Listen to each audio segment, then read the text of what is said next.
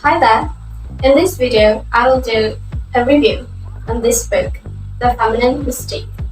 So, The Feminine Mystique is a book written by Friedan, widely credited with sparking the second wave of feminism in the United States. It first published by W. Norton on February 1963, so it's been 60 years. The Feminine Mystique became a bestseller, initially selling over 1 million copies. So for a disclaimer, just in case the viewer of this video still think that feminism or anything about it like book, seminar, or discussion is a false teaching, The Feminine Mystique is not a text on how to become a man-hating or man-eaters or radical.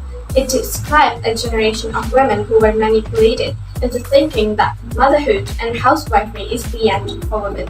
And Friedan explained that in 50s and 60s, women defined themselves solely through their children and husband instead of developing their true identity. Women were seen as childlike with limited capabilities, and thus education for females was dismissed as unnecessary. However, many women were unsatisfied with their only career choice as wife and mother. They were desperate for a sense of meaning and true identity. Some attempted to fill this void by using sexual promiscuity, focusing on their appearance, or buying an endless amount of material things for their homes. Now, what I really like about this book is how it relates to our real life, even though it was released like 60 years ago. And reading the first chapter, The Problem That Has No Name, I can't help myself but to see how my mom might have felt as a mother. Married at a young age, and during her marriage, she only devoted herself to supporting my father's career, not having enough support to explore the potential she has, other than as a housewife. Now I know why she persuaded me so hard to learn sewing. It is because it was her dream. So I'm like seeing a mother's life from another perspective. So the author did a great job explaining the context of her writing to contemporary and modern readers. She makes a compelling cases that the status of women initially improved during the World War II, but then reverted as men returned from the fight. Her perspective is quite unique. As a magazine writer, she's able to show the changing opinion of society vocalized through the media, by counting the number of magazine articles that portray women as empowered individuals. Friedan is able to quantify this ideological shift. While this book is progressive in one area, reader should be aware of its regrettable comments about mental disease and concentration camps.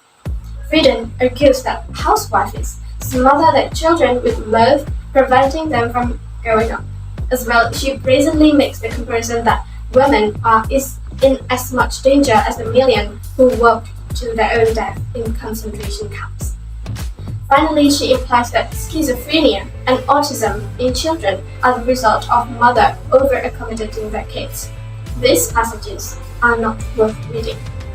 So for the summary, this book is not perfect.